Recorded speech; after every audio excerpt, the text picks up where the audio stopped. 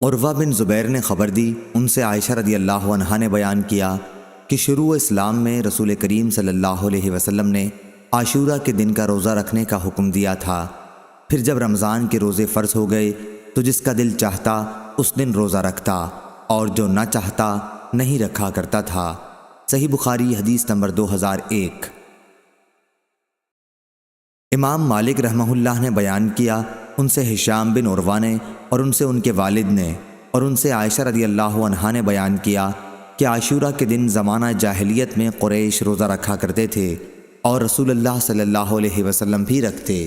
پھر جب آپ صلی اللہ علیہ وسلم مدینہ تشریف لائے تو آپ نے یہاں بھی عاشورہ کے دن روزہ رکھا اور اس کا لوگوں کو بھی حکم دیا، لیکن رمضان کی فرضیت کے بعد آپ صلی اللہ علیہ وسلم نے اس کو چھوڑ دیا اور فرمایا کہ اب جس کا جی چاہے اس دن روزہ رکھے اور جس کا جی چاہے نہ رکھے۔ صحیح بخاری حدیث نمبر 2002۔ حمید بن عبد الرحمن نے بیان کیا کہ انہوں نے معاویہ بن ابی سفیان رضی اللہ عنہ سے عاشورہ کے دن منبر پر سنا۔ انہوں نے کہا، اے اہل مدینہ، تمہارے علماء کدھر گئے؟ میں نے رسول اللہ صلی اللہ علیہ وسلم کو یہ فرماتے سنا کہ یہ عاشورہ کا دن ہے، اس کا روزہ تم پر فرض نہیں ہے، لیکن میں روزے سے ہوں، اور اب جس کا جی چاہے روزے سے رہے اور میری سنت پر عمل کرے اور جس کا جی چاہے نہ رہے۔ صحیح بخاری حدیث نمبر 2003۔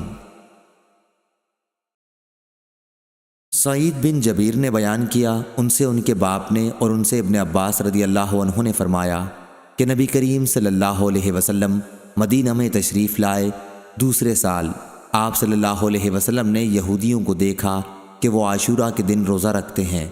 آپ صلی اللہ علیہ وسلم نے ان سے اس کا سبب معلوم فرمایا تو انہوں نے بتایا کہ یہ ایک اچھا دن ہے، اسی دن اللہ تعالیٰ نے بنی اسرائیل کو ان کے دشمن فرعون سے نجات دلائی تھی، اس لیے موسیٰ علیہ السلام نے اس دن کا روزہ رکھا تھا۔ آپ صلی اللہ علیہ وسلم نے فرمایا، پھر موسیٰ علیہ السلام کے شریک مسرت ہونے میں ہم تم سے زیادہ مستحق ہیں۔ چنانچہ آپ صلی اللہ علیہ وسلم نے اس دن روزہ رکھا اور صحابہ کو بھی اس کا حکم دیا۔ صحیح بخاری حدیث نمبر 2004۔ ابو اسامہ نے بیان کیا، ان سے ابو امیس نے، ان سے قیس بن مسلم نے، ان سے طارق نے، ان سے ابن شہاب نے اور ان سے ابو موسیٰ رضی اللہ عنہ نے بیان کیا کہ عاشورہ کے دن کو یہودی عید کا دن سمجھتے تھے، اس لیے رسول اللہ صلی اللہ علیہ وسلم نے فرمایا کہ تم بھی اس دن روزہ رکھا کرو۔ صحیح بخاری حدیث نمبر 2005۔ ابن عباس رضی اللہ عنہ نے بیان کیا کہ میں نے نبی کریم صلی اللہ علیہ وسلم کو سوائے عاشورہ کے دن کے اور اس رمضان کے مہینے کے اور کسی دن کو دوسرے دنوں سے افضل جان کر خاص طور سے قصد کر کے روزہ رکھتے نہیں دیکھا۔ صحیح بخاری حدیث نمبر 2006۔ یزید بن ابی عبید نے بیان کیا، ان سے سلمہ بن عکو رضی اللہ عنہ نے کہ نبی کریم صلی اللہ علیہ وسلم نے بنو اسلم کے ایک شخص کو لوگوں میں اس بات کے اعلان کا حکم دیا تھا کہ جو کھا چکا ہو وہ دن کے باقی حصے میں بھی کھانے پینے سے رکا رہے، اور جس نے نہ کھایا ہو اسے روزہ رکھ لینا چاہیے، کیونکہ یہ عاشورہ کا دن ہے۔ صحیح بخاری حدیث نمبر 2007۔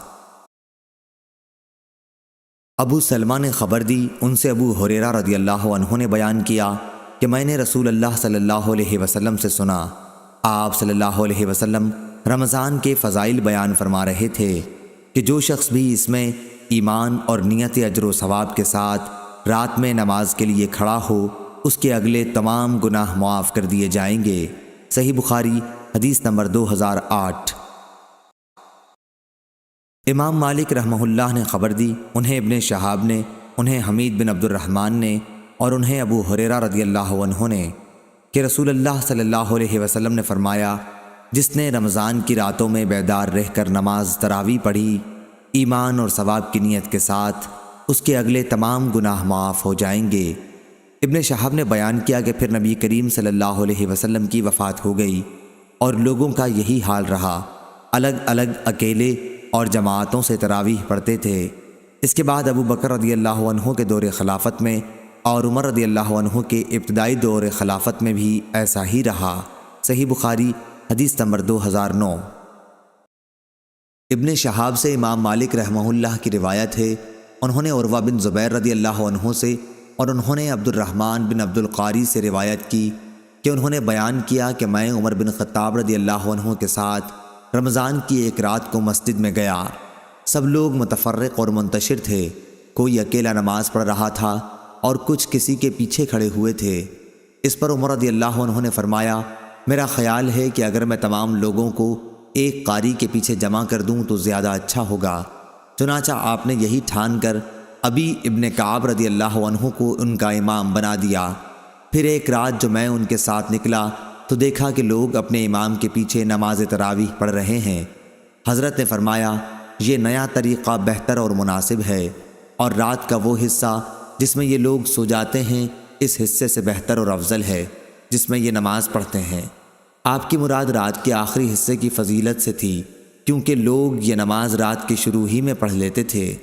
صحیح بخاری حدیث نمبر 2010۔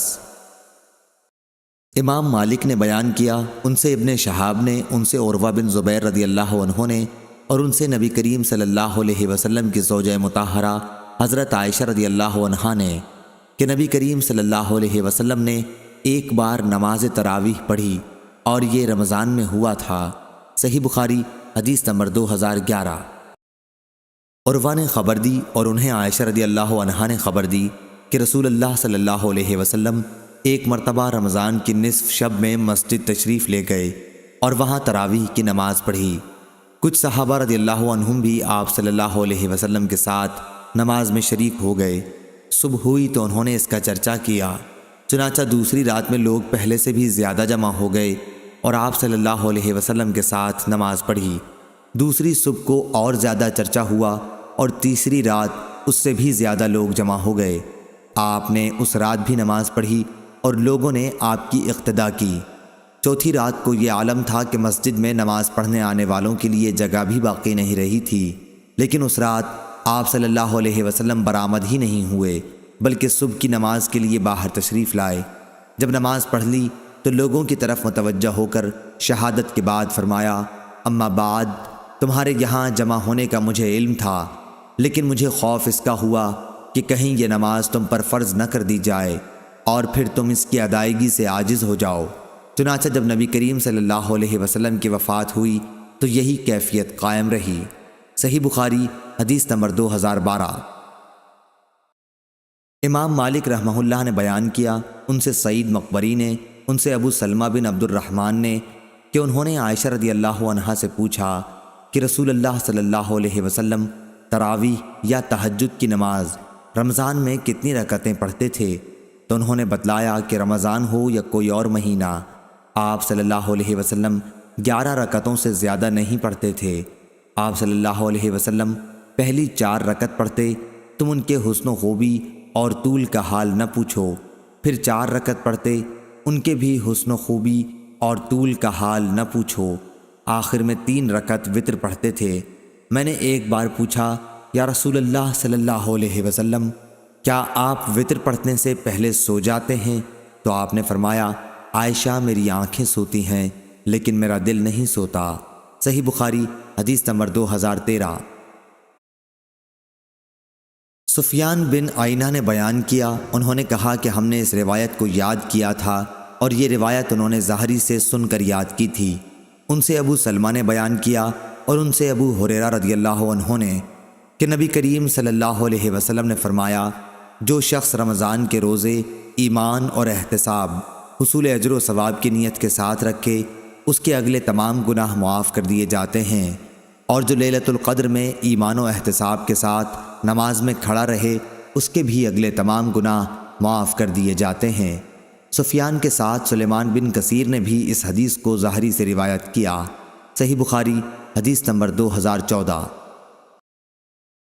امام مالک رحمہ اللہ نے خبر دی، انہیں نافع نے اور انہیں حضرت عبداللہ بن عمر رضی اللہ عنہ نے کہ نبی کریم صلی اللہ علیہ وسلم کے چند اصحاب کو شب قدر خواب میں رمضان کی 7 آخری تاریخوں میں دکھائی گئی تھی۔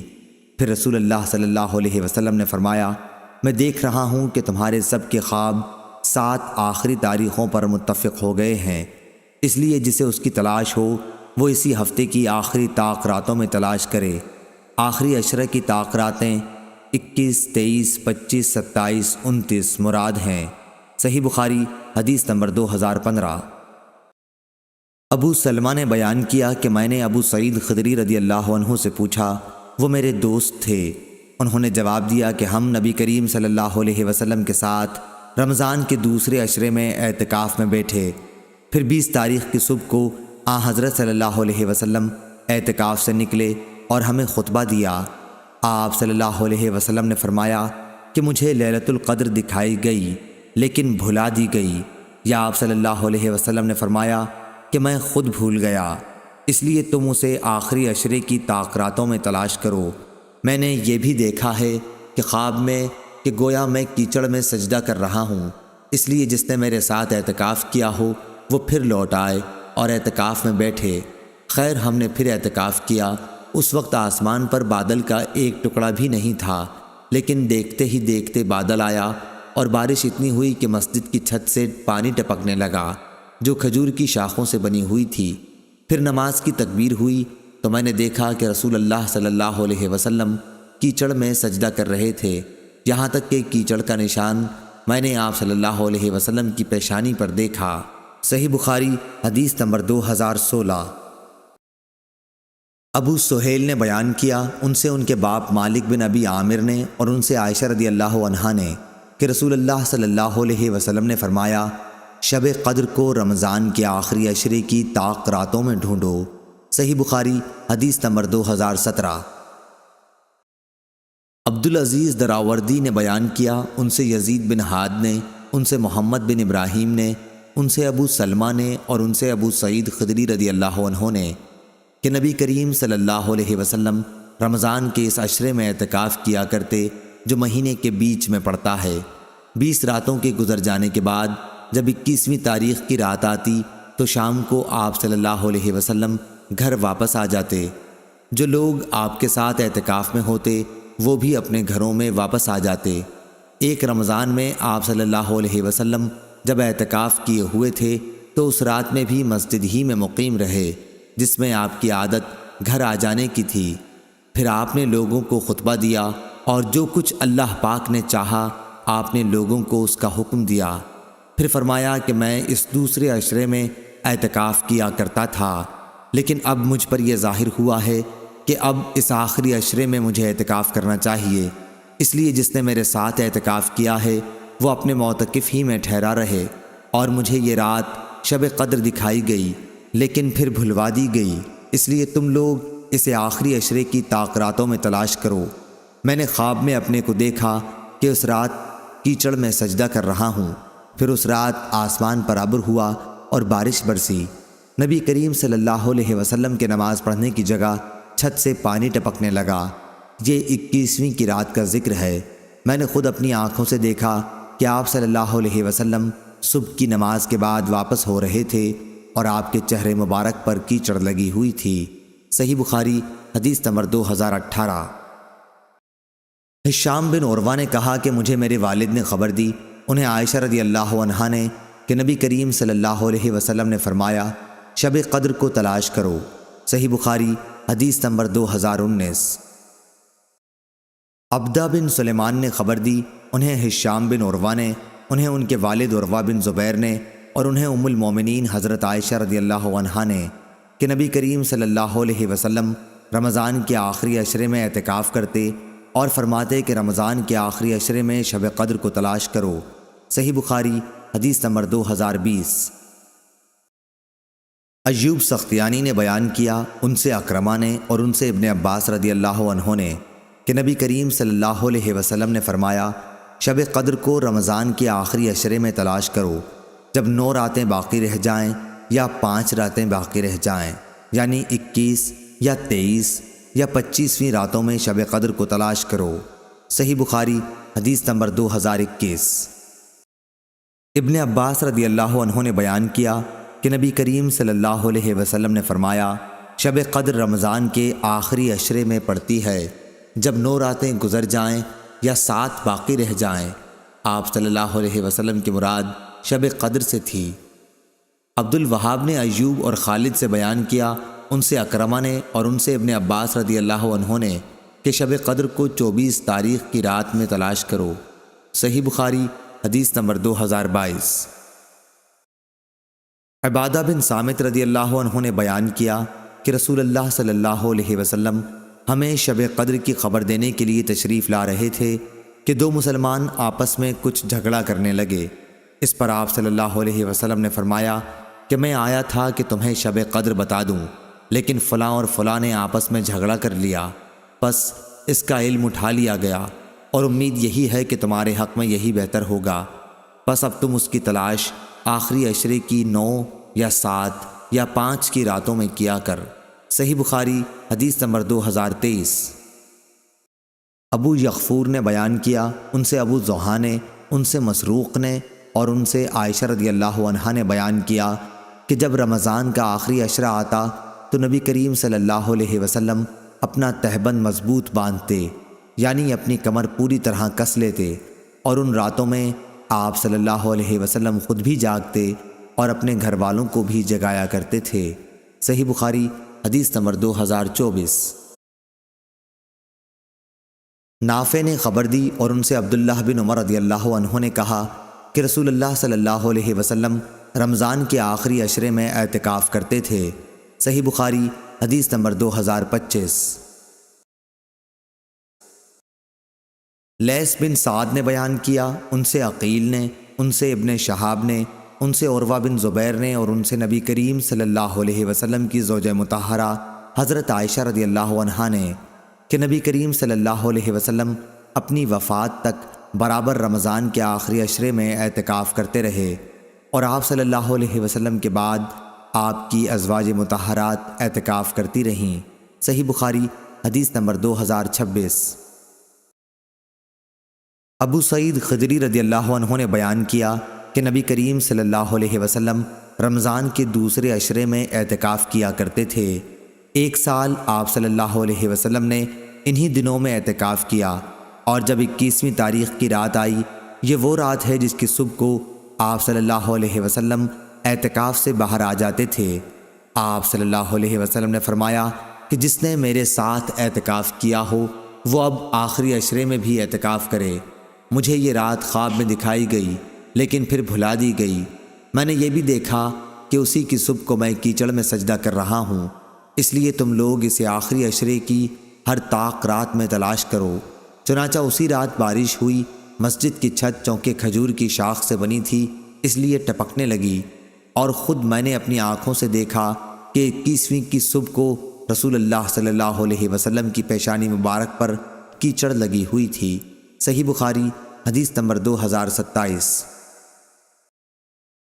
ہشام بن عروہ نے بیان کیا، کہا کہ مجھے میرے باپ نے خبر دی اور ان سے عائشہ رضی اللہ عنہا نے بیان کیا کہ نبی کریم صلی اللہ علیہ وسلم مسجد میں معتکف ہوتے اور سر مبارک میری طرف جھکا دیتے، پھر میں اس میں کنگھا کر دیتی، حالانکہ میں اس وقت حیض سے ہوا کرتی تھی۔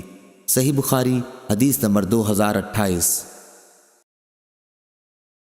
لیث بن سعد نے بیان کیا، ان سے ابن شہاب نے، ان سے عروہ اور عمرہ بنت عبد الرحمن نے کہ نبی کریم صلی اللہ علیہ وسلم کی زوجہ مطہرہ عائشہ رضی اللہ عنہا نے بیان کیا، حضرت صلی اللہ علیہ وسلم مسجد سے اعتکاف کی حالت میں سر مبارک میری طرف حجرے کے اندر کر دیتے اور میں اس میں کنگھا کر دیتی۔ حضور صلی اللہ علیہ وسلم جب معتکف ہوتے تو بلا حاجت گھر میں تشریف نہیں لاتے تھے۔ صحیح بخاری حدیث نمبر 2029۔ منصور نے بیان کیا، ان سے ابراہیم نخعی نے، ان سے اسود نے اور ان سے عائشہ رضی اللہ عنہا نے بیان کیا کہ میں حائضہ ہوتی پھر بھی رسول اللہ صلی اللہ علیہ وسلم مجھے اپنے بدن سے لگا لیتے۔ صحیح بخاری حدیث نمبر 2030۔ اور آپ صلی اللہ علیہ وسلم معتکف ہوتے اور میں حائضہ ہوتی، اس کے باوجود آپ سر مبارک مسجد سے باہر کر دیتے اور میں اسے دھوتی تھی۔ صحیح بخاری حدیث نمبر 2031۔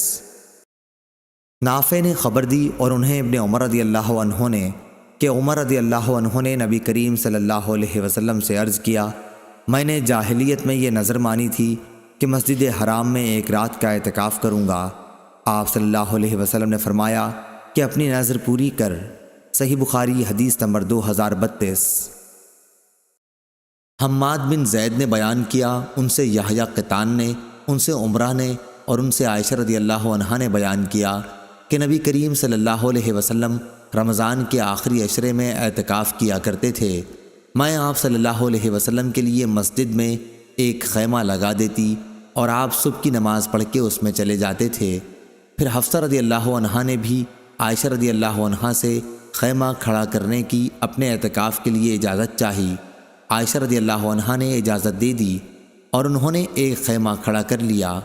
جب زینت بنت حجش رضی اللہ عنہا نے دیکھا تو انہوں نے بھی اپنے لیے ایک خیمہ کھڑا کر لیا۔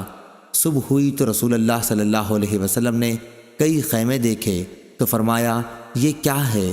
آپ صلی اللہ علیہ وسلم کو ان کی حقیقت کی خبر دی گئی۔ آپ صلی اللہ علیہ وسلم نے فرمایا، کیا تم سمجھتے ہو یہ خیمے ثواب کی نیت سے کھڑے کیے گئے ہیں؟ پس آپ نے اس مہینے رمضان کا اعتکاف چھوڑ دیا اور شوال کے عشرے کا اعتکاف کیا۔ صحیح بخاری حدیث نمبر 2033۔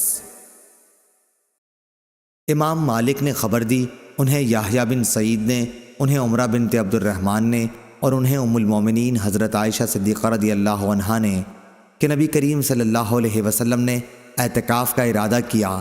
جب آپ صلی اللہ علیہ وسلم اس جگہ تشریف لائے یعنی مسجد میں جہاں آپ نے اعتکاف کا ارادہ کیا تھا تو وہاں کئی خیمے موجود تھے، عائشہ رضی اللہ عنہا کا بھی، حفصہ رضی اللہ عنہا کا بھی اور زینت رضی اللہ عنہا کا بھی۔ اس پر آپ صلی اللہ علیہ وسلم نے فرمایا، کیا تم یہ سمجھتے ہو کہ انہوں نے ثواب کی نیت سے ایسا کیا ہے؟ پھر آپ صلی اللہ علیہ وسلم واپس تشریف لے گئے اور اعتکاف نہیں کیا بلکہ شوال کے عشرے میں اعتکاف کیا۔ صحیح بخاری حدیث نمبر 2034۔ ظاہری نے بیان کیا کہ مجھے امام زین العابدین علی بن حسین نے خبر دی اور انہیں نبی کریم صلی اللہ علیہ وسلم کی پاک بیوی حضرت صفیہ رضی اللہ عنہا نے خبر دی کہ وہ رمضان کے آخری عشرے میں جب رسول کریم صلی اللہ علیہ وسلم اعتکاف میں بیٹھے ہوئے تھے، آپ صلی اللہ علیہ وسلم سے ملنے مسجد میں آئیں، تھوڑی دیر تک باتیں کی، پھر واپس ہونے کے لیے کھڑی ہوئیں۔ نبی کریم صلی اللہ علیہ وسلم بھی انہیں پہنچانے کے لیے کھڑے ہوئے۔ جب وہ ام سلمہ رضی اللہ عنہا کے دروازے سے قریب والے مسجد کے دروازے پر پہنچیں تو دو انصاری آدمی ادھر سے گزرے اور نبی کریم صلی اللہ علیہ وسلم کو سلام کیا۔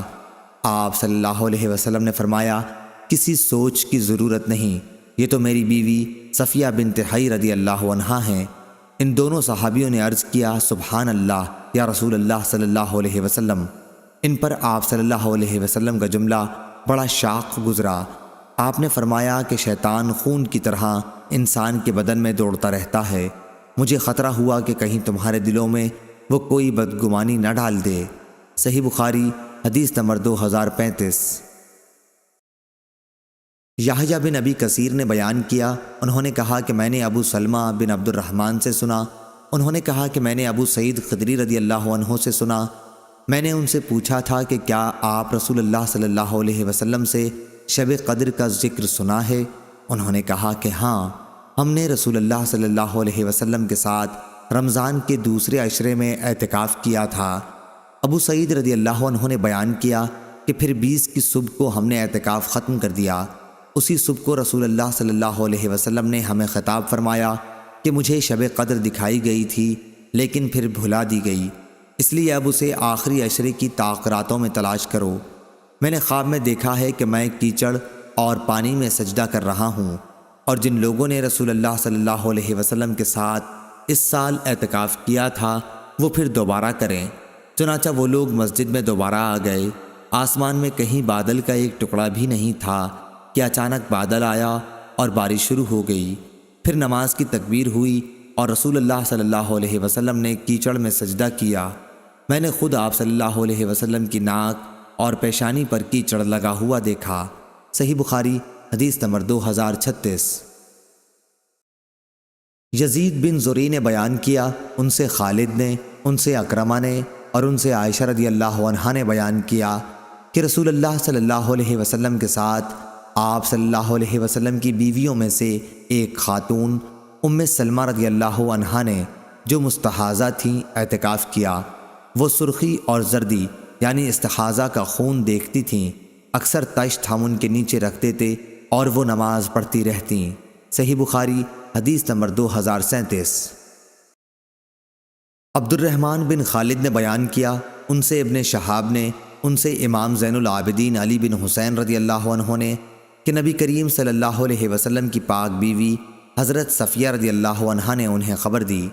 دوسری سند اور امام بخاری نے کہا کہ ہم سے عبداللہ بن محمد نے بیان کیا، کہا کہ ہم سے ہشام نے بیان کیا، انہیں معمر نے خبر دی، انہیں زہری نے، انہیں علی بن حسین رضی اللہ عنہ نے کہ نبی کریم صلی اللہ علیہ وسلم مسجد میں اعتکاف میں تھے۔ آپ صلی اللہ علیہ وسلم کے پاس ازواج مطہرات بیٹھی تھیں۔ جب وہ چلنے لگیں تو آپ نے صفیہ بنت حی رضی اللہ عنہا سے فرمایا کہ جلدی نہ کر، میں تمہیں چھوڑنے چلتا ہوں۔ ان کا حجرہ دارالاسامہ میں تھا۔ چنانچہ جب رسول اللہ صلی اللہ علیہ وسلم ان کے ساتھ نکلے تو 2 انصاری صحابیوں سے آپ کی ملاقات ہوئی۔ ان دونوں حضرات نے نبی کریم صلی اللہ علیہ وسلم کو دیکھا اور جلدی سے آگے بڑھ جانا چاہا، لیکن آپ صلی اللہ علیہ وسلم نے فرمایا، ٹھہرو، ادھر سنو، یہ صفیہ بنت حی رضی اللہ عنہا ہیں جو میری بیوی ہیں۔ ان حضرات نے عرض کی، سبحان اللہ۔ آپ صلی اللہ علیہ وسلم نے فرمایا کہ شیطان انسان کے جسم میں خون کی طرح دوڑتا ہے، اور مجھے خطرہ یہ ہوا کہ کہیں تمہارے دلوں میں بھی وہ کوئی بری بات نہ ڈال دے۔ صحیح بخاری حدیث نمبر 2038۔ اسماعیل بن عبداللہ نے بیان کیا، انہوں نے کہا کہ مجھے میرے بھائی نے خبر دی، انہیں سلیمان نے، انہیں محمد بن ابی عتیق نے، انہیں ابن شہاب نے، انہیں علی بن حسین رضی اللہ عنہ نے کہ صفیہ رضی اللہ عنہا نے انہیں خبر دی۔ دوسری سند اور ہم سے علی بن عبداللہ نے بیان کیا، ان سے سفیان بن عینہ نے بیان کیا، کہا کہ میں نے زہری سے سنا، وہ علی بن حسین رضی اللہ عنہ سے خبر دیتے تھے کہ صفیہ رضی اللہ عنہا نبی کریم صلی اللہ علیہ وسلم کے یہاں آئیں۔ آپ اس وقت اعتکاف میں تھے۔ پھر جب وہ واپس ہونے لگیں تو آپ صلی اللہ علیہ وسلم بھی ان کے ساتھ تھوڑی دور تک انہیں چھوڑنے آئے۔ آتے ہوئے ایک انصاری صحابی رضی اللہ عنہ نے آپ کو دیکھا۔ جب حضرت صلی اللہ علیہ وسلم کی نظر ان پر پڑی تو فوراً آپ نے انہیں بلوایا کہ سنو، یہ میری بیوی صفیہ رضی اللہ عنہا ہیں۔ سفیان نے یا صفیہ کے بجائے بعض اوقات حاضہ صفیہ کے الفاظ کہے۔ اس کی وضاحت اس لیے ضروری سمجھی کہ شیطان انسان کے جسم میں خون کی طرح دوڑتا رہتا ہے۔ میں علی بن عبداللہ نے سفیان سے پوچھا کہ غالباً وہ رات کو آتی رہی ہوں گی، تو انہوں نے فرمایا کہ رات کے سوا اور وقت ہی کون سا ہو سکتا تھا۔ صحیح بخاری حدیث نمبر 2039۔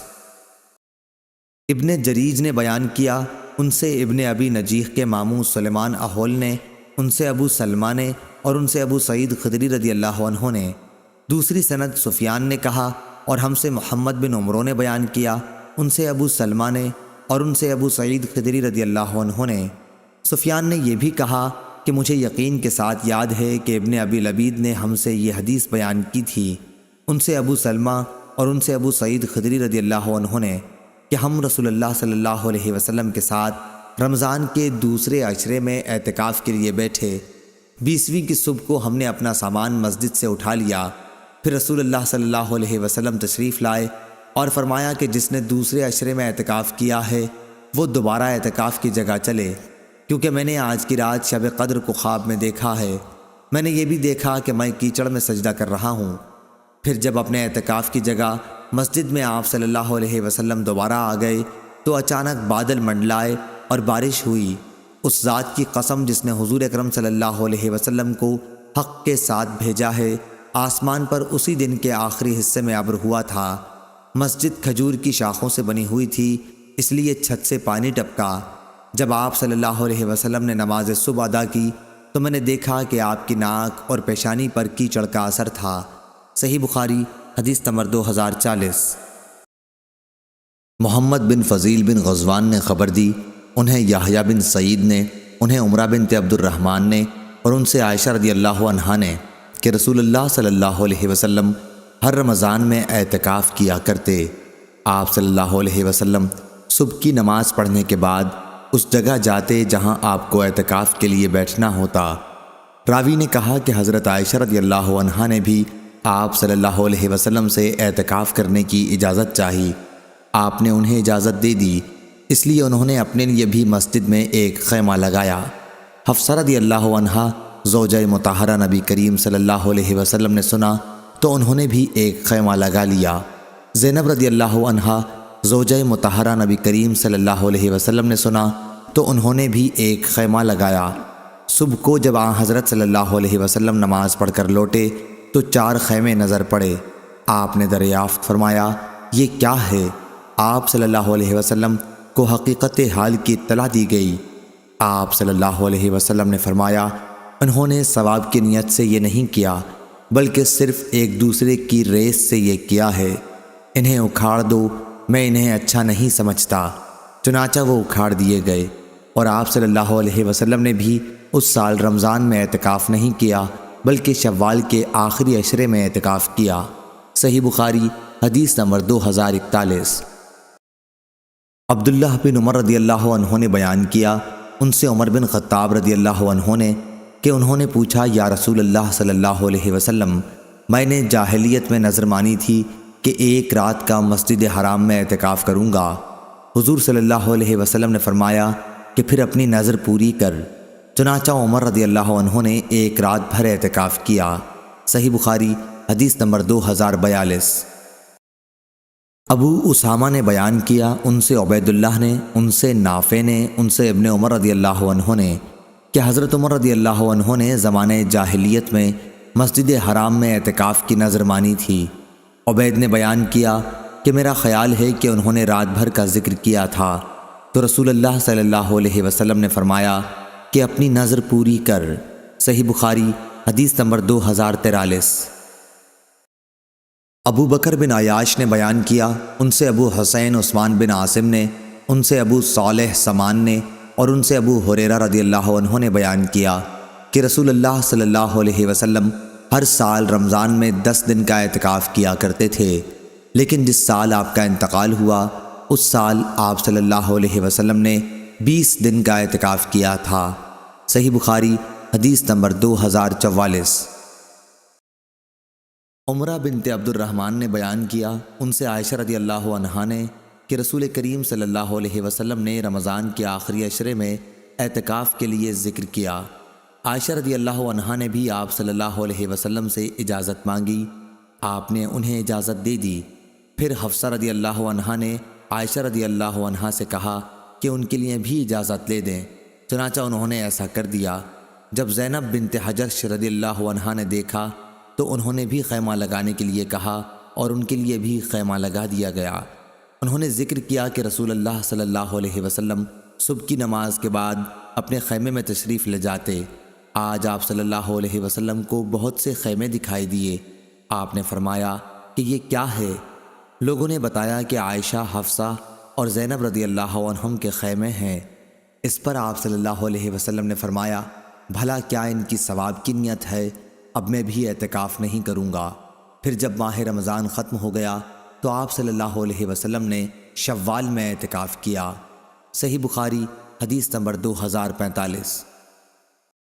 معمر نے خبر دی انہیں ظاہری نے، انہیں عروہ نے اور انہیں عائشہ رضی اللہ عنہا نے کہ وہ حائضہ ہوتی تھیں اور رسول اللہ صلی اللہ علیہ وسلم مسجد میں اعتکاف میں ہوتے تھے، پھر بھی وہ آپ صلی اللہ علیہ وسلم کے سر میں اپنے حجرے ہی میں کنگھا کرتی تھیں۔ آپ صلی اللہ علیہ وسلم اپنا سر مبارک ان کی طرف بڑھا دیتے۔ صحیح بخاری حدیث نمبر 2046۔ ابو سلمہ بن عبد الرحمن نے خبر دی کہ ابو ہریرہ رضی اللہ عنہ نے کہا تم لوگ کہتے ہو کہ ابو ہریرہ رضی اللہ عنہ تو رسول اللہ صلی اللہ علیہ وسلم کی احادیث بہت زیادہ بیان کرتا ہے، اور یہ بھی کہتے ہو کہ مہاجرین و انصار ابو ہریرہ رضی اللہ عنہ کی طرح کیوں حدیث نہیں بیان کرتے؟ اصل وجہ یہ ہے کہ میرے بھائی مہاجرین بازار کی خرید و فروخت میں مشغول رہا کرتے تھے، اور میں اپنا پیٹ بھرنے کے بعد پھر برابر رسول اللہ صلی اللہ علیہ وسلم کی خدمت میں حاضر رہتا۔ اس لیے جب یہ بھائی غیر حاضر ہوتے تو میں اس وقت بھی حاضر رہتا، اور میں وہ باتیں آپ صلی اللہ علیہ وسلم سے سن کر یاد کر لیتا جس سے ان حضرات کو اپنے کاروبار کی مشغولیت کی وجہ سے یا تو سننے کا موقع نہیں ملتا تھا یا وہ بھول جایا کرتے تھے۔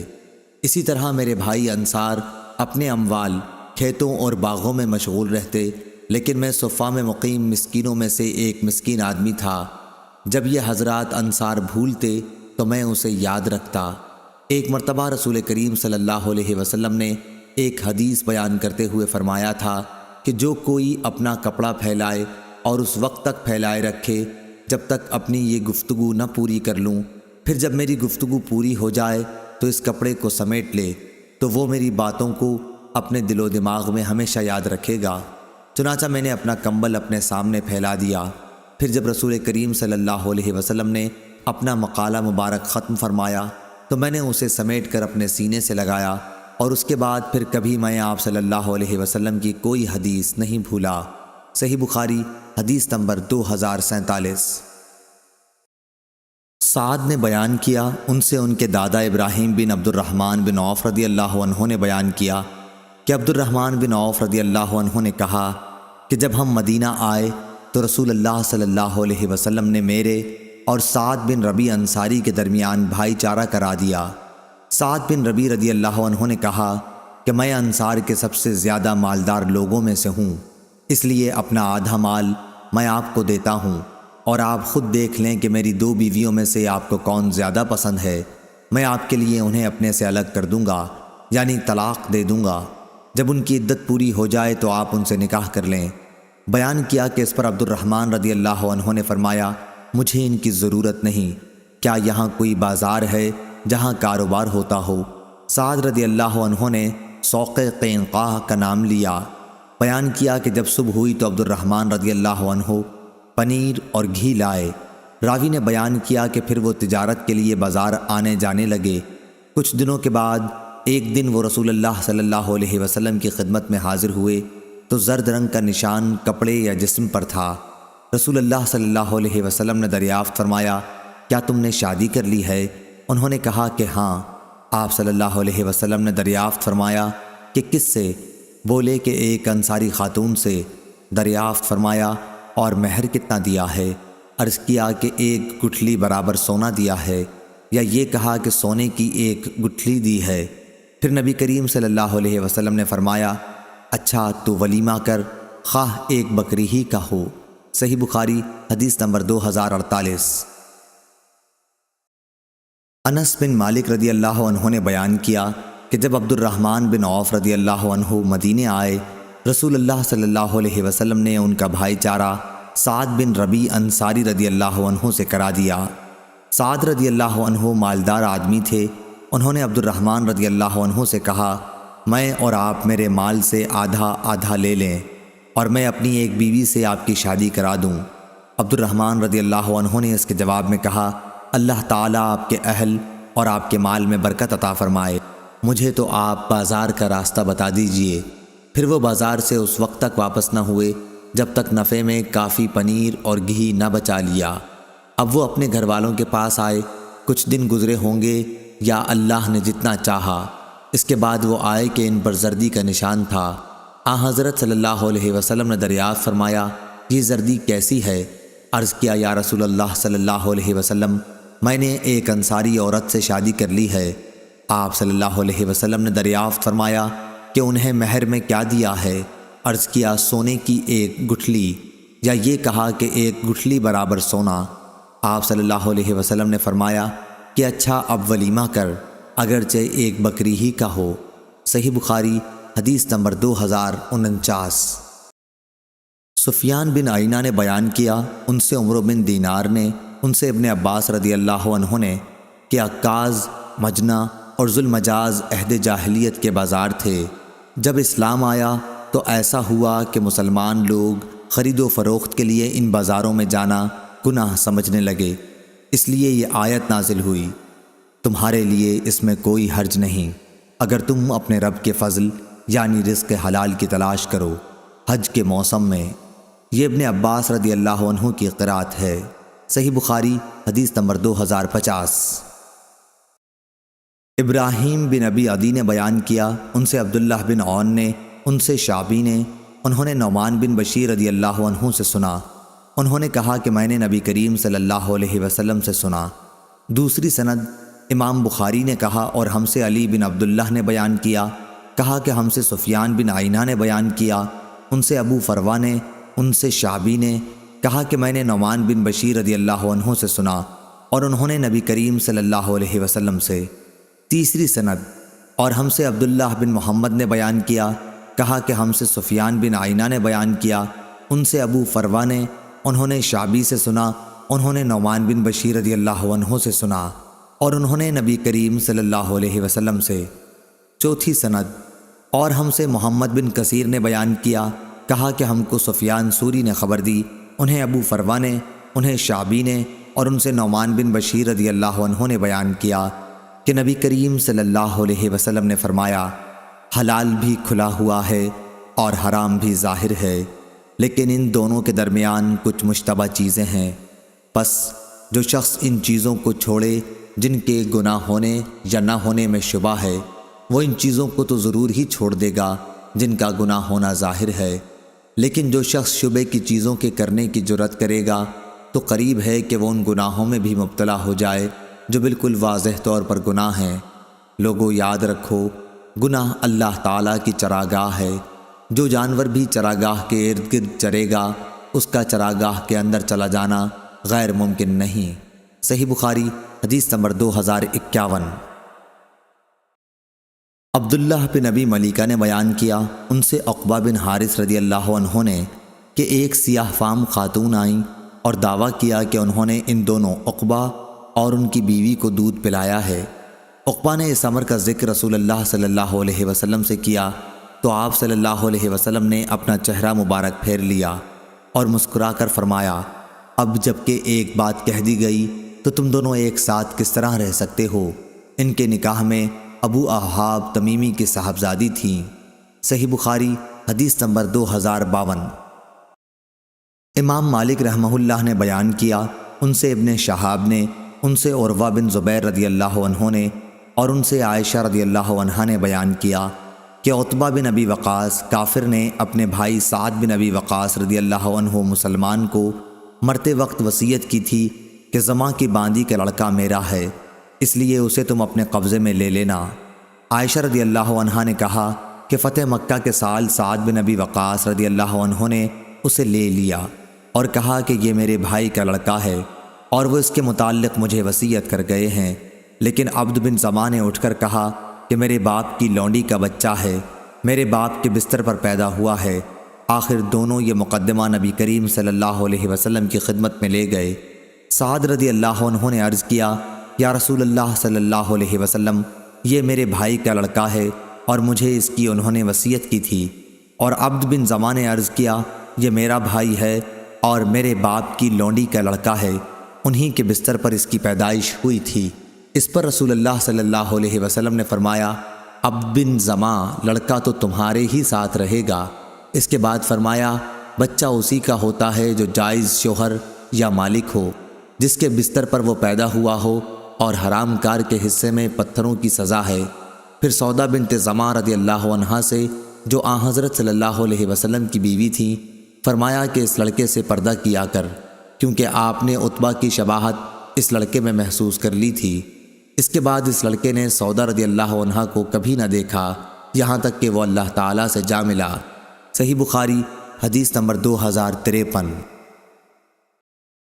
عبداللہ بن ابی سفر نے خبر دی، انہیں شعبی نے، ان سے عدی بن حاتم رضی اللہ عنہ نے بیان کیا کہ میں نے رسول اللہ صلی اللہ علیہ وسلم سے معراض تیر کے شکار کے متعلق پوچھا تو آپ صلی اللہ علیہ وسلم نے فرمایا کہ اگر اس کی دھار کی طرف سے لگے تو کھا، اگر چوڑائی سے لگے تو مت کھا، کیونکہ وہ مردار ہے۔ میں نے عرض کیا، یا رسول اللہ صلی اللہ علیہ وسلم، میں اپنا کتا شکار کے لیے چھوڑتا ہوں، بسم اللہ پڑھ لیتا ہوں، پھر اس کے ساتھ مجھے ایک ایسا کتا اور ملتا ہے جس پر میں نے بسم اللہ نہیں پڑھی ہے، میں یہ فیصلہ نہیں کر پاتا کہ دونوں میں کون سے کتے نے شکار پکڑا۔ آپ صلی اللہ علیہ وسلم نے فرمایا، ایسے شکار کا گوشت نہ کھا، کیونکہ تو نے بسم اللہ تو اپنے کتے کے لیے پڑھی ہے، دوسرے کے لیے تو نہیں پڑھی۔ صحیح بخاری حدیث نمبر 2054۔ سفیان سوری نے بیان کیا، ان سے منصور نے، ان سے طلحہ بن مصرف نے، ان سے انس رضی اللہ عنہ نے کہ نبی کریم صلی اللہ علیہ وسلم ایک گری ہوئی کھجور پر گزرے تو آپ صلی اللہ علیہ وسلم نے فرمایا کہ اس کے صدقہ ہونے کا شبہ نہ ہوتا تو میں اسے کھا لیتا۔ اور حمام بن منبع نے ابو ہریرہ رضی اللہ عنہ سے بیان کیا کہ نبی کریم صلی اللہ علیہ وسلم نے فرمایا، میں اپنے بستر پر پڑی ہوئی ایک کھجور پاتا ہوں۔ صحیح بخاری حدیث نمبر 2055۔ عبداللہ بن زید مازنی رضی اللہ عنہ نے بیان کیا کہ نبی کریم صلی اللہ علیہ وسلم کے سامنے ایک ایسے شخص کا ذکر آیا جسے نماز میں کچھ شبہ ہوا نکلنے کا ہو جاتا ہے، آیا اسے نماز توڑ دینی چاہیے؟ فرمایا کہ نہیں، جب تک وہ آواز نہ سن لے یا بدبو نہ محسوس کر لے اس وقت تک نماز نہ توڑے۔ ابن ابی حذفہ نے ظاہری سے بیان کیا، ایسے شخص پر وضو واجب نہیں جب تک حدث کی بدبو نہ محسوس کرے یا آواز نہ سن لے۔ صحیح بخاری حدیث نمبر 2056۔ ہشام بن عروہ نے بیان کیا اور ان سے ان کے والد عروہ بن زبیر نے اور ان سے عائشہ رضی اللہ عنہا نے کہ کچھ لوگوں نے عرض کیا، یا رسول اللہ صلی اللہ علیہ وسلم، بہت سے لوگ ہمارے یہاں گوشت لاتے ہیں، ہمیں یہ معلوم نہیں کہ اللہ کا نام انہوں نے ذبح کے وقت لیا تھا یا نہیں۔ اس پر رسول اللہ صلی اللہ علیہ وسلم نے فرمایا کہ تم بسم اللہ پڑھ کے اسے کھا لیا کرو۔ صحیح بخاری حدیث نمبر 2057۔ جابر رضی اللہ عنہ نے بیان کیا کہ ہم رسول اللہ صلی اللہ علیہ وسلم کے ساتھ جمعہ کی نماز پڑھ رہے تھے، یعنی خطبہ سن رہے تھے کہ ملک شام سے کچھ اونٹ کھانے کا سامان تجارت لے کر آئے۔ سب نمازی لوگ ان کی طرف متوجہ ہو گئے اور رسول اللہ صلی اللہ علیہ وسلم کے ساتھ 12 آدمیوں کے سوا اور کوئی باقی نہ رہا۔ اس پر یہ آیت نازل ہوئی، جب وہ مال تجارت یا کوئی تماشا دیکھتے ہیں تو اس کی طرف دوڑ پڑتے ہیں۔ صحیح بخاری حدیث نمبر 2058۔ ابن ابی ذئب نے بیان کیا، کہا کہ ہم سے سعید مقبری نے بیان کیا اور ان سے ابو ہریرہ رضی اللہ عنہ نے کہ نبی کریم صلی اللہ علیہ وسلم نے فرمایا، لوگوں پر ایک ایسا زمانہ آئے گا کہ انسان کوئی پرواہ نہیں کرے گا کہ جو اس نے حاصل کیا ہے وہ حلال سے ہے یا حرام سے ہے۔ صحیح بخاری حدیث نمبر 2059۔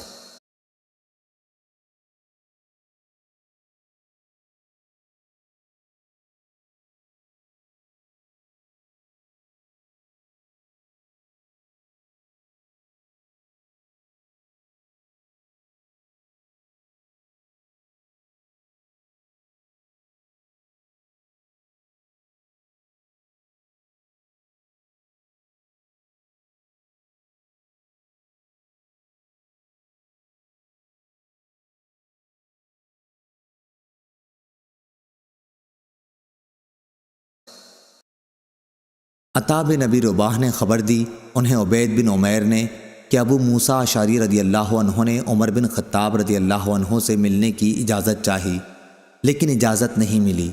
غالباً آپ اس وقت کام میں مشغول تھے، اس لیے ابو موسیٰ رضی اللہ عنہ واپس لوٹ گئے۔ پھر عمر رضی اللہ عنہ فارغ ہوئے تو فرمایا، کیا میں نے عبداللہ بن قیس ابو موسیٰ رضی اللہ عنہ کی آواز سنی تھی؟ انہیں اندر آنے کی اجازت دے دو۔ کہا گیا وہ تو لوٹ کر چلے گئے، تو عمر رضی اللہ عنہ نے انہیں بلا لیا۔ ابو موسیٰ رضی اللہ عنہ نے کہا کہ ہمیں اسی کا حکم حضرت صلی اللہ علیہ وسلم سے تھا کہ 3 مرتبہ اجازت چاہنے پر اگر اندر جانے کی اجازت نہ ملے تو واپس لوٹ جانا چاہیے۔ اس پر عمر رضی اللہ عنہ نے فرمایا، اس حدیث پر کوئی گواہ لاؤ۔ ابو موسیٰ رضی اللہ عنہ انصار کی مجلس میں گئے اور ان سے اس حدیث کے متعلق پوچھا کہ کیا کسی نے اسے حضرت صلی اللہ علیہ وسلم سے سنا ہے؟ ان لوگوں نے کہا کہ اس کی گواہی تو تمہارے ساتھ وہ دے گا جو ہم سب میں بہت ہی کم عمر ہے۔ وہ ابو سعید خدری رضی اللہ عنہ کو اپنے ساتھ لے گئے۔ عمر رضی اللہ عنہ نے یہ سن کر فرمایا کہ نبی کریم صلی اللہ علیہ وسلم کا ایک حکم مجھ سے پوشیدہ رہ گیا، افسوس کہ مجھے بازاروں کی خرید و فروخت نے مشغول رکھا۔ آپ کی مراد تجارت سے تھی۔ صحیح بخاری حدیث نمبر 2062۔ جعفر بن ربیعہ نے بیان کیا، ان سے عبد الرحمن بن حرمز نے اور ان سے ابو ہریرہ رضی اللہ عنہ نے کہ رسول اللہ صلی اللہ علیہ وسلم نے بنی اسرائیل کے ایک شخص کا ذکر کیا جس نے سمندر کا سفر کیا تھا اور اپنی ضرورت پوری کی تھی۔ پھر پوری حدیث بیان کی جو کتاب الکفالہ میں آئے گی۔ صحیح بخاری حدیث نمبر 2063۔ جابر رضی اللہ عنہ نے بیان کیا کہ تجارتی اونٹوں کا قافلہ آیا ہم اس وقت نبی کریم صلی اللہ علیہ وسلم کے ساتھ جمعے کے خطبے میں شریک تھے۔ 12 صحابہ رضی اللہ عنہم کے سوا باقی تمام حضرات ادھر چلے گئے۔ اس پر یہ آیت اتری کہ جب سوداگری یا تماشا دیکھتے ہیں تو اس کی طرف دوڑ پڑتے ہیں اور آپ کو کھڑا چھوڑ دیتے ہیں۔ صحیح بخاری حدیث نمبر 2064۔ جریر نے بیان کیا، ان سے منصور نے، ان سے ابو وائل نے، ان سے مسروق نے اور ان سے ام المومنین حضرت عائشہ رضی اللہ عنہا نے بیان کیا کہ نبی کریم صلی اللہ علیہ وسلم نے فرمایا، جب عورت اپنے گھر کا کھانا، غلہ وغیرہ بشرطے کہ گھر بگاڑنے کی نیت نہ ہو خرچ کرے تو اسے خرچ کرنے کا ثواب ملتا ہے، اور اس کے شوہر کو کمانے کا اور خزانچی کو بھی ایسا ہی ثواب ملتا ہے۔ ایک کا ثواب دوسرے کے ثواب کو کم نہیں کرتا۔ صحیح بخاری حدیث نمبر 2065۔ حمام نے بیان کیا، انہوں نے ابو ہریرہ رضی اللہ عنہ سے سنا کہ رسول اللہ صلی اللہ علیہ وسلم نے فرمایا، اگر عورت اپنے شوہر کی کمائی اس کی اجازت کے بغیر بھی اللہ کے راستے میں خرچ کرتی ہے تو اسے آدھا ثواب ملتا ہے۔ صحیح بخاری حدیث نمبر 2066۔ انس بن مالک رضی اللہ عنہ نے بیان کیا کہ میں نے سنا رسول اللہ صلی اللہ علیہ وسلم فرما رہے تھے کہ جو شخص اپنی روزی میں کشادگی چاہتا ہو یا عمر کی درازی چاہتا ہو تو اسے چاہیے کہ صلہ رحمی کرے۔ صحیح بخاری حدیث نمبر 2067۔ اعمش نے بیان کیا کہ ابراہیم نخعی کی مجلس میں ہم نے ادھار لین دین میں سامان گروی رکھنے کا ذکر کیا تو انہوں نے کہا کہ مجھ سے اسود نے عائشہ رضی اللہ عنہا سے بیان کیا کہ نبی کریم صلی اللہ علیہ وسلم نے ایک یہودی سے کچھ غلہ ایک مدت مقرر کر کے ادھار خریدا اور اپنی لوہے کی ایک زرہ اس کے پاس گروی رکھی۔ صحیح بخاری حدیث نمبر 2068۔ قتادہ نے بیان کیا، ان سے انس رضی اللہ عنہ نے دوسری سند اور مجھ سے محمد بن عبداللہ بن حوشب نے بیان کیا، کہا کہ ہم سے اسبات ابو السعی بصری نے، کہا کہ ہم سے ہشام دستوائی نے، انہوں نے قتادہ سے، انہوں نے انس رضی اللہ عنہ سے کہ وہ نبی کریم صلی اللہ علیہ وسلم کی خدمت میں جو کی روٹی اور بدبودار چربی سالن کے طور پر لے گئے۔ حضرت صلی اللہ علیہ وسلم نے اس وقت اپنی زرہ مدینے میں ایک یہودی کے یہاں گروی رکھی تھی اور اس سے اپنے گھر والوں کے لیے جو قرض لیا تھا۔ میں نے خود آپ صلی اللہ علیہ وسلم کو یہ فرماتے سنا کہ محمد صلی اللہ علیہ وسلم کے گھرانے میں کوئی شام ایسی نہیں آئی جس میں ان کے پاس 1 سا گیہوں یا 1 سا کوئی غلہ موجود رہا ہو، حالانکہ آپ صلی اللہ علیہ وسلم کی گھر والیوں کی تعداد 9 تھی۔ صحیح بخاری حدیث نمبر 2069۔ عروہ بن زبیر رضی اللہ عنہ نے کہا کہ حضرت عائشہ رضی اللہ عنہ نے کہا کہ جب حضرت ابو بکر رضی اللہ عنہ خلیفہ ہوئے تو فرمایا، میری قوم جانتی ہے کہ میرا تجارتی کاروبار میرے گھر والوں کی گزران کے لیے کافی رہا ہے، لیکن اب میں مسلمانوں کے کام میں مشغول ہو گیا ہوں، اس لیے آل ابو بکر اب بیت المال میں سے کھائے گی اور ابو بکر مسلمانوں کا مال تجارت بڑھاتا رہے گا۔ صحیح بخاری حدیث نمبر 2070۔ ابو الاسود نے بیان کیا، ان سے عروہ نے کہ حضرت عائشہ رضی اللہ عنہا نے فرمایا، رسول اللہ صلی اللہ علیہ وسلم کے صحابہ رضی اللہ عنہم اپنے کام اپنے ہی ہاتھوں سے کیا کرتے تھے اور زیادہ محنت و مشقت کی وجہ سے ان کے جسم سے پسینے کی بو آ جاتی تھی، اس لیے ان سے کہا گیا کہ اگر تم غسل کر لیا کرو تو بہتر ہوگا۔ اس کی روایت حمام نے اپنے والد سے اور انہوں نے اپنے باپ سے اور انہوں نے عائشہ رضی اللہ عنہا سے کی ہے۔ صحیح بخاری حدیث نمبر 2071۔ سور نے خبر دی، انہیں خالد بن معدان نے اور انہیں مقدام رضی اللہ عنہ نے کہ رسول اللہ صلی اللہ علیہ وسلم نے فرمایا، کسی انسان نے اس شخص سے بہتر روزی نہیں کھائی جو خود اپنے ہاتھوں سے کما کر کھاتا ہے۔ اللہ کے نبی داؤد علیہ السلام بھی اپنے ہاتھ سے کام کر کے روزی کھایا کرتے تھے۔ صحیح بخاری حدیث نمبر 2072۔ معمر نے خبر دی، انہیں حمام بن منبع نے، ان سے ابو ہریرہ رضی اللہ عنہ نے بیان کیا اور ان سے نبی کریم صلی اللہ علیہ وسلم نے کہ داؤد علیہ السلام صرف اپنے ہاتھ کی کمائی سے کھایا کرتے تھے۔ صحیح بخاری حدیث نمبر 2073۔ لیث بن سعد نے بیان کیا، ان سے عقیل نے، ان سے ابن شہاب نے، ان سے عبد الرحمن بن عوف رضی اللہ عنہ کے غلام ابی عبید نے، انہوں نے ابو ہریرہ رضی اللہ عنہ کو یہ کہتے سنا کہ رسول اللہ صلی اللہ علیہ وسلم نے فرمایا، وہ شخص جو لکڑی کا گٹھا اپنی پیٹھ پر لاد کر لائے اس سے بہتر ہے جو کسی کے سامنے ہاتھ پھیلائے، چاہے وہ اسے کچھ دے دے یا نہ دے۔ صحیح بخاری حدیث نمبر 2074۔ ہشام بن عروہ نے بیان کیا، ان سے ان کے والد نے اور ان سے زبیر بن عوام رضی اللہ عنہ نے بیان کیا کہ نبی کریم صلی اللہ علیہ وسلم نے فرمایا، اگر کوئی اپنی رسیوں کو سنبھالے اور ان میں لکڑی باندھ کر لائے تو وہ اس سے بہتر ہے جو لوگوں سے مانگتا پھرتا ہے۔ صحیح بخاری حدیث نمبر 2075۔ محمد بن منقدر نے بیان کیا اور ان سے جابر بن عبداللہ انصاری رضی اللہ عنہ نے کہ رسول اللہ صلی اللہ علیہ وسلم نے فرمایا، اللہ تعالیٰ ایسے شخص پر رحم کرے جو بیچتے وقت اور خریدتے وقت اور تقاضا کرتے وقت فیاضی اور نرمی سے کام لیتا ہے۔ صحیح بخاری حدیث نمبر 2076۔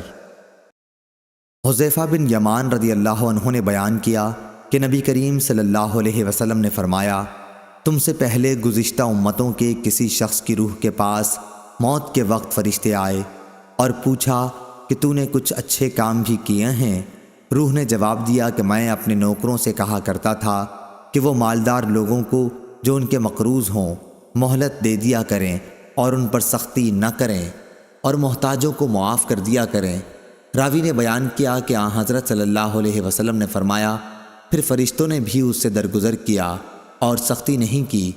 اور ابو مالک نے ربعی سے اپنی روایت میں یہ الفاظ بیان کیے، کھاتے کماتے کے ساتھ اپنا حق لیتے وقت نرم معاملہ کرتا تھا اور تنگ حال مقروض کو مہلت دے دیتا تھا۔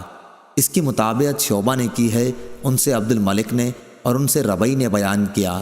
ابو ایوانہ نے کہا کہ ان سے عبد الملک نے ربعی سے بیان کیا کہ اس روح نے یہ الفاظ کہے تھے، میں کھاتے کماتے کو مہلت دے دیتا تھا اور تنگ حال والے مقروض سے درگزر کرتا تھا۔ اور نعیم بن ابی ہند نے بیان کیا ان سے ربعی نے کہ روح نے یہ الفاظ کہے تھے، میں کھاتے کماتے لوگوں کے جن پر میرا کوئی حق واجب ہوتا عذر قبول کر لیا کرتا تھا اور تنگ حال والے سے درگزر کر دیتا تھا۔ صحیح بخاری حدیث نمبر 2077۔ محمد بن ولید زبیدی نے بیان کیا، ان سے زہری نے، ان سے عبید اللہ بن عبداللہ نے، انہوں نے ابو ہریرہ رضی اللہ عنہ سے سنا کہ نبی کریم صلی اللہ علیہ وسلم نے فرمایا، ایک تاجر لوگوں کو قرض دیا کرتا تھا، جب کسی تنگ دست کو دیکھتا تو اپنے نوکروں سے کہہ دیتا کہ اس سے درگزر کر جاؤ، شاید کہ اللہ تعالیٰ بھی ہم سے آخرت میں درگزر فرمائے۔ چنانچہ اللہ تعالیٰ نے اس کے مرنے کے بعد اس کو بخش دیا۔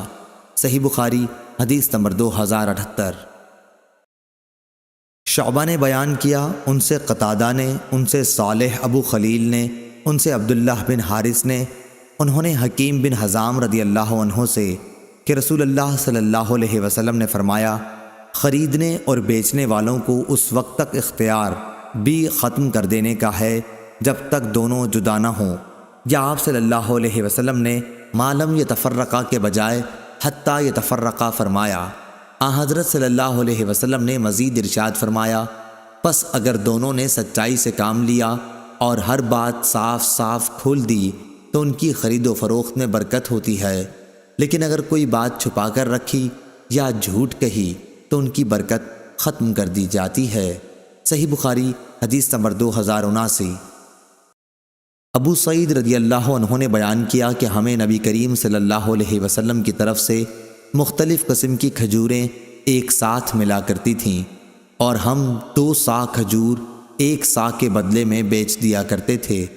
اس پر نبی کریم صلی اللہ علیہ وسلم نے فرمایا کہ 2 صاع 1 صاع کے بدلے میں نہ بیچی جائے اور نہ 2 درہم 1 درہم کے بدلے میں بیچے جائیں۔ صحیح بخاری حدیث نمبر 2080۔ شفیق نے بیان کیا اور ان سے ابو مسعود رضی اللہ عنہ نے کہ انصار میں سے ایک صحابی جن کی کنیت ابو شعیب رضی اللہ عنہ تھی تشریف لائے اور اپنے غلام سے جو قصاب تھا فرمایا کہ میرے لیے اتنا کھانا تیار کر جو 5 آدمیوں کے لیے کافی ہو۔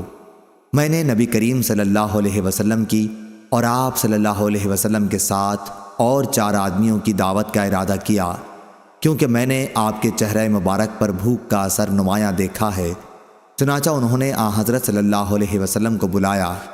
آپ صلی اللہ علیہ وسلم کے ساتھ ایک اور صاحب بھی آ گئے۔ نبی کریم صلی اللہ علیہ وسلم نے فرمایا کہ ہمارے ساتھ ایک اور صاحب زائد آ گئے ہیں، اگر آپ چاہیں تو انہیں بھی اجازت دے سکتے ہیں، اور اگر چاہیں تو واپس کر سکتے ہیں۔ انہوں نے کہا کہ نہیں، بلکہ میں انہیں بھی اجازت دیتا ہوں۔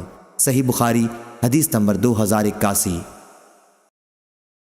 شعبہ نے بیان کیا، کہا کہ ہم سے قتادہ نے کہا کہ میں نے ابو خلیل سے سنا، وہ عبداللہ بن حارث سے نقل کرتے تھے، اور وہ حکیم بن حزام رضی اللہ عنہ سے، کہ نبی کریم صلی اللہ علیہ وسلم نے فرمایا، خرید و فروخت کرنے والوں کو اختیار ہے جب تک وہ ایک دوسرے سے جدا نہ ہوں کہ بھی فسخ کر دیں یا رکھیں، یا آپ صلی اللہ علیہ وسلم نے ما لم یتفرقا کے بجائے حتیٰ یتفرقا فرمایا۔ پس اگر دونوں نے سچائی اختیار کی اور ہر بات کھول کھول کر بیان کی تو ان کی خرید و فروخت میں برکت ہوئی، اور اگر انہوں نے کچھ چھپائے رکھا یا جھوٹ بولا تو ان کے خرید و فروخت کی برکت ختم کر دی جائے گی۔ صحیح بخاری حدیث نمبر 2082۔ سعید مقبری نے بیان کیا اور ان سے ابو ہریرہ رضی اللہ عنہ نے کہ نبی کریم صلی اللہ علیہ وسلم نے فرمایا، ایک زمانہ ایسا آئے گا کہ انسان اس کی پرواہ نہیں کرے گا کہ مال اس نے کہاں سے لیا، حلال طریقے سے یا حرام طریقے سے۔ صحیح بخاری حدیث نمبر 2083۔ شعبہ نے بیان کیا، ان سے منصور نے، ان سے ابو الضحیٰ نے، ان سے مسروق نے اور ان سے عائشہ رضی اللہ عنہا نے بیان کیا کہ جب سورہ بقرہ کی آخری آیتیں الذین یاکلون الربا نازل ہوئیں تو نبی کریم صلی اللہ علیہ وسلم نے انہیں صحابہ رضی اللہ عنہم کو مسجد میں پڑھ کر سنایا۔ اس کے بعد ان پر شراب کی تجارت کو حرام کر دیا۔ صحیح بخاری حدیث نمبر 2084۔ ابو رجا بصری نے بیان کیا، ان سے سمرہ بن جندب رضی اللہ عنہ نے کہ نبی کریم صلی اللہ علیہ وسلم نے فرمایا، رات خواب میں میں نے 2 آدمی دیکھے، وہ دونوں میرے پاس آئے اور مجھے بیت المقدس میں لے گئے، پھر ہم سب وہاں سے چلے یہاں تک کہ ہم ایک خون کی نہر پر آئے۔ وہاں نہر کے کنارے ایک شخص کھڑا ہوا تھا اور نہر کے بیچ میں بھی ایک شخص کھڑا تھا۔ نہر کے کنارے پر کھڑے ہونے والے کے سامنے پتھر پڑے ہوئے تھے۔ بیچ نہر والا آدمی آتا اور جو ہی وہ چاہتا کہ باہر نکل جائے، فوراً ہی باہر والا شخص اس کے منہ پر پتھر کھینچ کر مارتا، جو اسے وہیں لوٹا دیتا تھا جہاں وہ پہلے تھا۔ اسی طرح جب بھی وہ نکلنا چاہتا، کنارے پر کھڑا ہوا شخص اس کے منہ پر پتھر کھینچ مارتا اور وہ جہاں تھا وہیں پھر لوٹ جاتا۔ میں نے اپنے ساتھیوں سے جو فرشتے تھے پوچھا کہ یہ کیا ہے، تو انہوں نے اس کا جواب دیا کہ نہر میں تم نے جس شخص کو دیکھا وہ سود کھانے والا انسان ہے۔ صحیح بخاری حدیث نمبر 2085۔ عون بن ابی جحیفہ نے بیان کیا کہ میں نے اپنے والد کو ایک پچنا لگانے والے غلام خریدتے دیکھا۔ میں نے یہ دیکھ کر ان سے اس کے متعلق پوچھا تو انہوں نے جواب دیا کہ نبی کریم صلی اللہ علیہ وسلم نے کتے کی قیمت لینے اور خون کی قیمت لینے سے منع فرمایا ہے۔ آپ صلی اللہ علیہ وسلم نے گودنے والی گدوانے والی کو گود لگوانے سے، سود لینے والے اور سود دینے کو سود لینے یا دینے سے منع فرمایا، اور تصویر بنانے والے پر لعنت بھیجی۔ صحیح بخاری حدیث نمبر 2086۔ لیث نے بیان کیا، ان سے یونس نے، ان سے ابن شہاب نے کہ سعید بن مسیب نے بیان کیا کہ ان سے ابو ہریرہ رضی اللہ عنہ نے بیان کیا کہ میں نے خود نبی کریم صلی اللہ علیہ وسلم کو یہ فرماتے سنا کہ سامان بیچتے وقت دکاندار کے قسم کھانے سے سامان تو جلدی بک جاتا ہے، لیکن وہ قسم برکت کو مٹا دینے والی ہوتی ہے۔ صحیح بخاری حدیث نمبر 2087۔ عوام بن ہوشب نے خبر دی، انہیں ابراہیم بن عبد الرحمن نے اور انہیں عبداللہ بن ابی اوفا رضی اللہ عنہ نے کہ بازار میں ایک شخص نے ایک سامان دکھا کر قسم کھائی کہ اس کی اتنی قیمت لگ چکی ہے، حالانکہ اس کی اتنی قیمت نہیں لگی تھی۔ اس قسم سے اس کا مقصد ایک مسلمان کو دھوکہ دینا تھا۔ اس پر یہ آیت اتری، جو لوگ اللہ کے عہد اور اپنی قسموں کو تھوڑی قیمت کے بدلے میں بیچتے ہیں۔ صحیح بخاری حدیث نمبر 2088۔ یونس نے خبر دی، انہوں نے کہا کہ ہم سے ابن شہاب نے، انہوں نے کہا کہ ہمیں زین العابدین علی بن حسین رضی اللہ عنہ نے خبر دی، انہیں حسین بن علی رضی اللہ عنہ نے خبر دی کہ علی رضی اللہ عنہ نے فرمایا کہ غنیمت کے مال میں سے میرے حصے میں ایک اونٹ آیا تھا اور ایک دوسرا اونٹ مجھے نبی کریم صلی اللہ علیہ وسلم نے خمس میں سے دیا تھا۔ پھر جب میرا ارادہ رسول اللہ صلی اللہ علیہ وسلم کی صاحبزادی فاطمہ رضی اللہ عنہا کی رخصتی کرا کے لانے کا ہوا تو میں نے بنی قنیقہ کے ایک سنار سے طے کیا کہ وہ میرے ساتھ چلے اور ہم دونوں مل کر اذخر گھاس جمع کر کے لائیں، کیونکہ میرا ارادہ تھا کہ اسے سناروں کے ہاتھ بیچ کر اپنی شادی کے ولیمے میں اس کی قیمت کو لگاؤں۔ صحیح بخاری حدیث نمبر 2089۔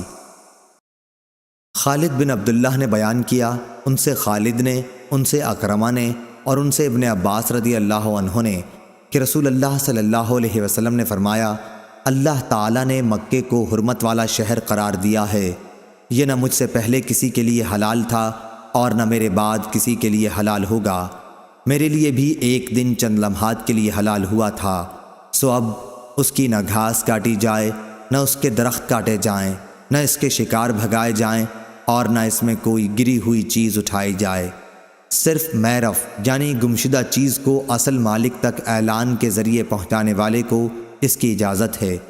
عباس بن عبد المطلب رضی اللہ عنہ نے عرض کیا کہ اذخر کے لیے اجازت دے دیجیے کہ یہ ہمارے سناروں اور ہمارے گھروں کی چھتوں کے کام میں آتی ہے، تو آپ صلی اللہ علیہ وسلم نے اذخر کی اجازت دے دی۔ اکرمہ رضی اللہ عنہ نے کہا، یہ بھی معلوم ہے کہ حرم کے شکار کو بھگانے کا مطلب کیا ہے؟ اس کا مطلب یہ ہے کہ کسی درخت کے سائے تلے اگر وہ بیٹھا ہوا ہو تو تم سائے سے اسے ہٹا کر خود وہاں بیٹھ جاؤ۔ عبد الوہاب نے خالد سے اپنی روایت میں یہ الفاظ بیان کیے کہ اذخر ہمارے سناروں اور ہماری قبروں کے کام میں آتی ہے۔ صحیح بخاری حدیث نمبر 2090۔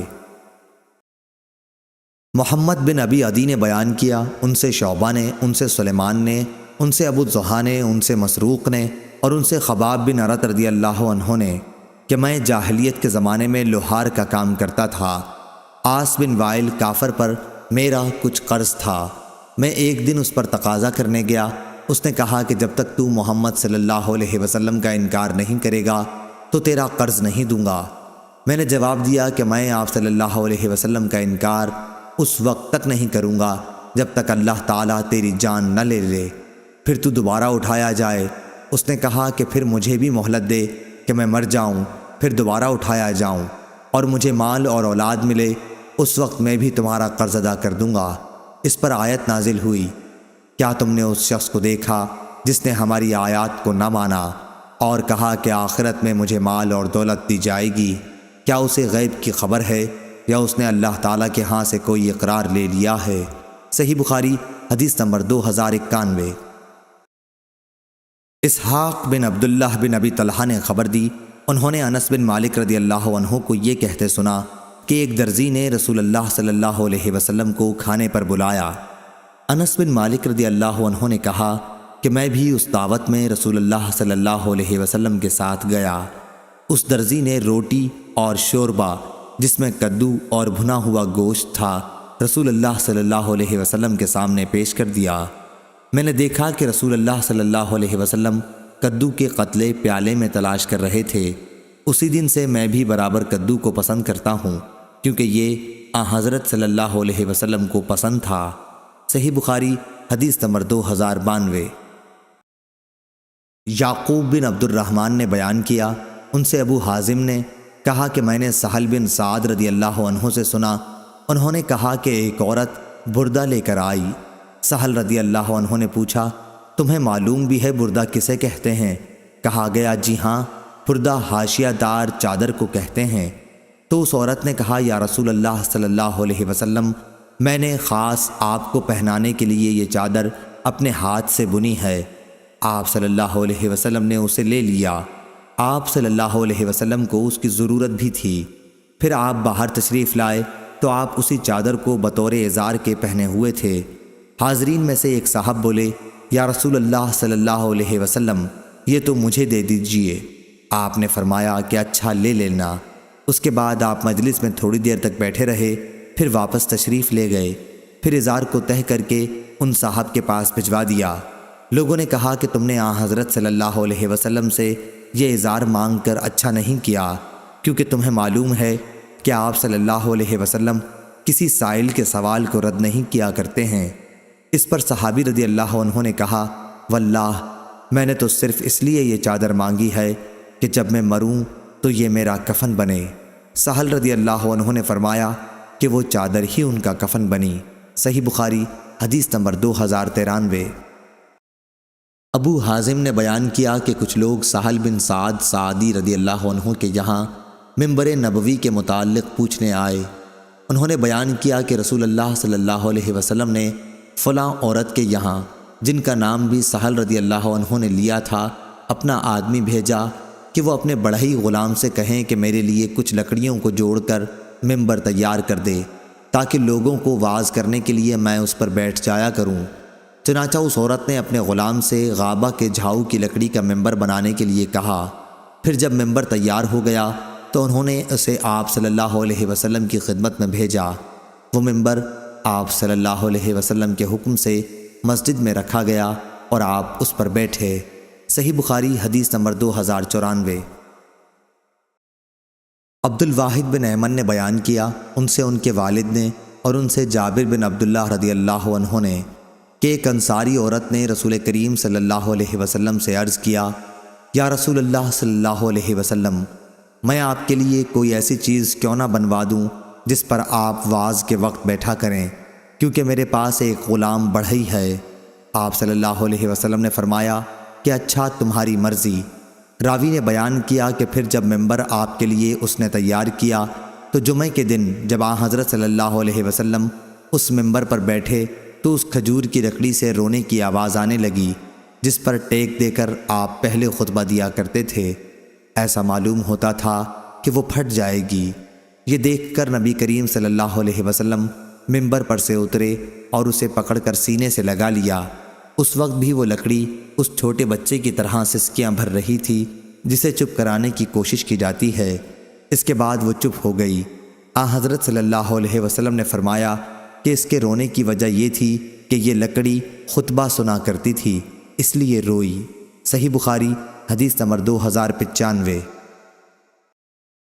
اعمش نے بیان کیا، ان سے ابراہیم نخعی نے، ان سے اسود بن یزید نے اور ان سے عائشہ رضی اللہ عنہا نے کہ رسول اللہ صلی اللہ علیہ وسلم نے ایک یہودی سے کچھ غلہ ادھار خریدا اور اپنی زرہ اس کے پاس گروی رکھوائی۔ صحیح بخاری حدیث نمبر 2096۔ جابر بن عبداللہ رضی اللہ عنہ نے بیان کیا کہ میں نبی کریم صلی اللہ علیہ وسلم کے ساتھ ایک غزوہ ذات الرقا یا تبوک میں تھا۔ میرا اونٹ تھک کر سست ہو گیا، اتنے میں میرے پاس نبی کریم صلی اللہ علیہ وسلم تشریف لائے اور فرمایا، جابر، میں نے عرض کیا، حضور میں حاضر ہوں۔ فرمایا، کیا بات ہوئی؟ میں نے کہا، میرا اونٹ تھک کر سست ہو گیا ہے، چلتا ہی نہیں، اس لیے میں پیچھے رہ گیا ہوں۔ پھر آپ صلی اللہ علیہ وسلم اپنی سواری سے اترے اور میرے اسی اونٹ کو ایک ٹیڑھے منہ کی لکڑی سے کھینچنے لگے، یعنی ہانکنے لگے، اور فرمایا کہ اب سوار ہو جا۔ چنانچہ میں سوار ہو گیا۔ اب تو یہ حال ہوا کہ مجھے اسے رسول اللہ صلی اللہ علیہ وسلم کے برابر پہنچنے سے روکنا پڑ جاتا تھا۔ آپ صلی اللہ علیہ وسلم نے دریافت فرمایا، جابر، تو نے شادی بھی کر لی ہے؟ میں نے عرض کیا، جی ہاں۔ دریافت فرمایا، کسی کنواری لڑکی سے کی ہے یا بیوہ سے؟ میں نے عرض کیا کہ میں نے تو ایک بیوہ سے کر لی ہے۔ فرمایا، کسی کنواری لڑکی سے کیوں نہ کی کہ تم بھی اس کے ساتھ کھیلتے اور وہ بھی تمہارے ساتھ کھیلتی۔ حضرت جابر رضی اللہ عنہ کنوارے تھے۔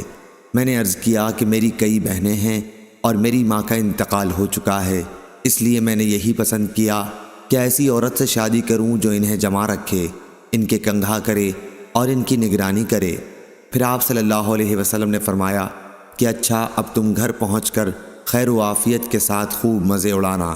اس کے بعد فرمایا، کیا تم اپنا اونٹ بیچو گے؟ میں نے کہا، جی ہاں۔ چنانچہ آپ صلی اللہ علیہ وسلم نے ایک اوقیہ چاندی میں خرید لیا۔ رسول اللہ صلی اللہ علیہ وسلم مجھ سے پہلے ہی مدینہ پہنچ گئے تھے۔ اور میں دوسرے دن صبح کو پہنچا۔ پھر ہم مسجد آئے تو آن حضرت صلی اللہ علیہ وسلم مسجد کے دروازے پر ملے۔ آپ صلی اللہ علیہ وسلم نے دریافت فرمایا، کیا ابھی آئے ہو؟ میں نے عرض کیا کہ جی ہاں۔ فرمایا پھر اونٹ چھوڑ دے اور مسجد میں جا کے 2 رکعت نماز پڑھ۔ میں اندر گیا اور نماز پڑھی۔ اس کے بعد آپ صلی اللہ علیہ وسلم نے بلال رضی اللہ عنہ کو حکم دیا کہ میرے لیے 1 اوقیہ چاندی تول دے۔ انہوں نے 1 اوقیہ چاندی جھکتی ہوئی تول دی۔ میں پیٹھ موڑ کے چلا تو آپ صلی اللہ علیہ وسلم نے فرمایا کہ جابر کو ذرا بلاؤ۔ میں نے سوچا کہ شاید اب میرا اونٹ پھر مجھے واپس کریں گے، حالانکہ اس سے زیادہ ناگوار میرے لیے کوئی چیز نہیں تھی۔ چنانچہ آپ صلی اللہ علیہ وسلم نے یہی فرمایا کہ یہ اپنا اونٹ لے جا اور اس کی قیمت بھی تمہاری ہے۔ صحیح بخاری حدیث نمبر 2097۔ سفیان بن عیینہ نے بیان کیا، ان سے عمرو بن دینار نے اور ان سے ابن عباس رضی اللہ عنہ نے کہ عکاظ، مجنہ اور ذوالمجاز یہ سب زمانہ جاہلیت کے بازار تھے۔ جب اسلام آیا تو لوگوں نے ان میں تجارت کو گناہ سمجھا۔ اس پر اللہ تعالیٰ نے یہ آیت نازل کی، لیس علیکم جناح فی مواسم الحج۔ ابن عباس رضی اللہ عنہ نے اسی طرح قرأت کی ہے۔ صحیح بخاری حدیث نمبر 2098۔ عمرو بن دینار نے کہا، یہاں مکے میں ایک شخص نواس نام کا تھا، اس کے پاس ایک بیمار اونٹ تھا۔ حضرت عبداللہ بن عمر رضی اللہ عنہ گئے اور اس کے شریک سے وہی اونٹ خرید لائے۔ وہ شخص آیا تو اس کے ساجی نے کہا کہ ہم نے تو وہ اونٹ بیچ دیا۔ اس نے پوچھا کہ کسے بیچا؟ شریک نے کہا کہ ایک شیخ کے ہاتھوں جو اس طرح کے تھے۔ اس نے کہا، افسوس، وہ تو عبداللہ بن عمر رضی اللہ عنہ تھے۔ چنانچہ وہ آپ کی خدمت میں حاضر ہوا اور عرض کیا کہ میرے ساتھی نے آپ کو مریض اونٹ بیچ دیا ہے اور آپ سے اس نے اس کے مرض کی وضاحت بھی نہیں کی۔ عبداللہ بن عمر رضی اللہ عنہ نے فرمایا کہ پھر اسے واپس لے جاؤ۔ بیان کیا کہ جب وہ اس کو لے جانے لگا تو عبداللہ بن عمر رضی اللہ عنہ نے فرمایا کہ اچھا رہنے دو، ہم رسول اللہ صلی اللہ علیہ وسلم کے فیصلے پر راضی ہیں۔ آپ صلی اللہ علیہ وسلم نے فرمایا تھا کہ لا عدویٰ یعنی امراض چھوت والے نہیں ہوتے۔ علی بن عبداللہ بدیری نے کہا کہ سفیان نے اس روایت کو عمر سے سنا۔ صحیح بخاری حدیث نمبر 2099۔ عبداللہ بن مسلمہ نے بیان کیا، کہا کہ ہم سے امام مالک نے، کہا ان سے یحییٰ بن سعید نے، کہا ان سے ابن افلاح نے، ان سے ابو قتادہ رضی اللہ عنہ کے غلام ابو محمد نے، اور ان سے ابو قتادہ رضی اللہ عنہ نے کہ ہم غزوہ حنین کے سال رسول اللہ صلی اللہ علیہ وسلم کے ساتھ نکلے۔ نبی کریم صلی اللہ علیہ وسلم نے مجھے ایک ذرہ بخش دی اور میں نے اسے بیچ دیا۔ پھر میں نے اس کی قیمت سے قبیلہ بنی سلمہ میں ایک باغ خرید لیا۔ یہ پہلی جائیداد تھی جسے میں نے اسلام لانے کے بعد حاصل کیا۔ صحیح بخاری حدیث نمبر 2100۔